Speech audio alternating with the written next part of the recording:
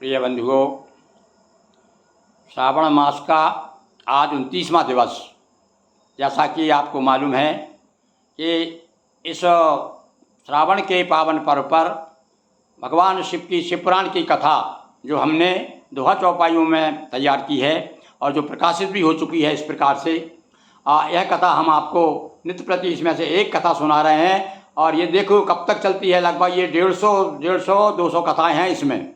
तो ये पूरा हम जब तक, वैसे तो 2 महीने तो पूरा चलेगी, और साथ साथ में जब तक ये शिवपुराण पूरा नहीं होगा हम आपको एक नई कथा सुनाएंगे। और आप देखिए, बड़ा आनंद लीजिए। कल भगवान शिव 28वें दिवस भगवान ने क्या किया था मालूम है? नट बन करके नट लीला दिखाई थी। और आज भगवान आकर के देखो, अब मैना का दिमाग घुमाते हैं, एक ब्राह्मण बन के आते हैं और मैना के सामने भगवान शिव स्वयं अपनी बुराई करते हैं। क्या क्या कहते हैं, संक्षेप में सुनिए। पहले शिव नट बन गए और खूब दिखाया ठाट, फिर ब्राह्मण बन कर गए गिरी मन किया उचाट। और पहले तो नट बन करके बड़ा लीला दिखाई, अब ब्राह्मण बन के उनका मन को परिवर्तन कर दिया, मन को दुखी कर दिया। देखिए क्या किया शिव जी ने। ब्राह्मण बन व्यवहार यों की नाम, और मैना दुखी बहुत मन की नाम। और मैना को बड़ा दुखी कर दिया, ब्राह्मण बन के आ गए भगवान। जिसे बनाना चाहो जमाई, उसकी कहा कहो नंगाई।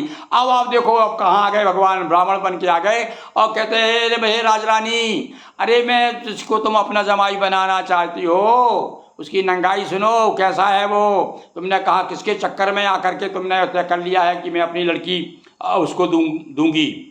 नंग धड़ंग घूमते फिरते और क्रोधी अब विवेकी जन कहते।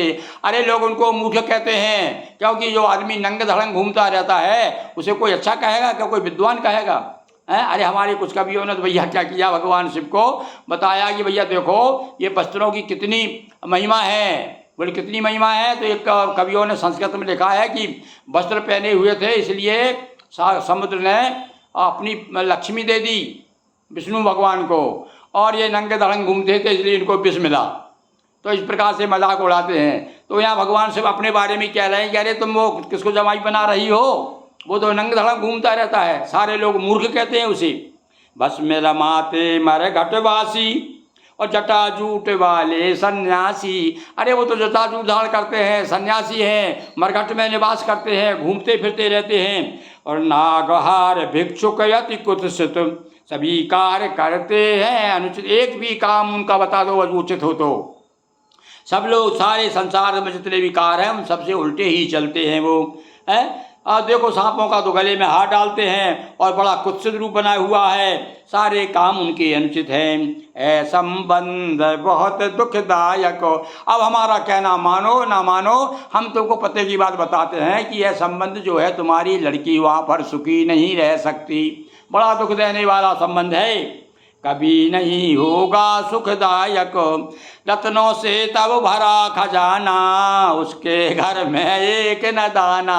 अरे भला बताओ, कहा भी गया है कि मित्रता और बैर और संबंध, रण प्रीति बैर जो है सब बराबरी वालों में करना चाहिए।